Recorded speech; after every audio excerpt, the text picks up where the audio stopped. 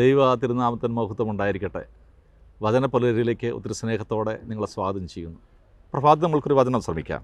ലേവ്യ 26:40. അവർ എന്നോട് കാണിച്ച അവിശ്വസ്തതയും എനിക്കെതിരായി പ്രവർത്തിച്ച തിന്മകളും ഏറ്റുപറയട്ടെ. നമ്മൾ ഓർക്കുക, എവിടെയാണ് എൻ്റെ പ്രശ്നങ്ങൾ എന്ന് ചോദിച്ച് പലരും എൻ്റെ അടുക്കൽ വരാറുണ്ട്. എന്നാൽ വളരെ കൃത്യമായി വചനം പറയുകയാണ്, അവർ എന്നോട് കാണിച്ച അവിശ്വസ്തതയും എനിക്കെതിരായി പ്രവർത്തിച്ച തിന്മകളും ഏറ്റുപറയട്ടെ. അവിശ്വസ്തത കർത്താവ് ഒരിക്കലും ആഗ്രഹിക്കുന്നതല്ല. അല്ലെങ്കിൽ കർത്താവിന് ഇഷ്ടമില്ലാത്തൊരു കാര്യമാണ് അവിശ്വസ്തത. എന്നാൽ തിന്മകളും അവിശ്വസ്തതയും ഏറ്റുപറഞ്ഞാൽ കർത്താവ് സ്വീകരിക്കുന്ന വ്യക്തിയാണ്. എന്ന് പറഞ്ഞാൽ പാപങ്ങൾ ഏറ്റുപറയട്ടെ എന്നാണ് അതിനർത്ഥം.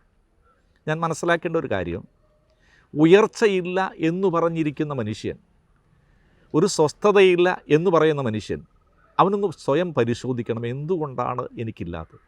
കാരണം കർത്താവ് എന്നെ വിളിച്ചത് എന്നെ ഒരു അനുഗ്രഹമാക്കി മാറ്റുവാനാണ്.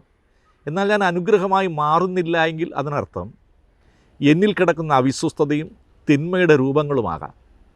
ഞാനത് എപ്പോൾ ഏറ്റുപറയുന്നു, എപ്പോൾ വേണമെങ്കിലും ഏറ്റുപറയാം, എപ്പോൾ ഏറ്റുപറയുന്നു അപ്പോഴെല്ലാം ദൈവം ശക്തമായി എന്നിലേക്ക് വരാറുണ്ട്, എന്നെ സ്വന്തം മകനായി സ്വീകരിക്കാറുണ്ട്.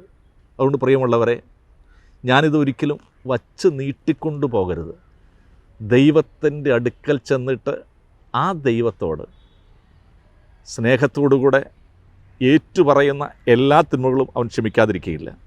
തെറ്റുകൾ മറച്ചു വയ്ക്കുന്നവന് ഐശ്വര്യമുണ്ടാവുകയില്ല.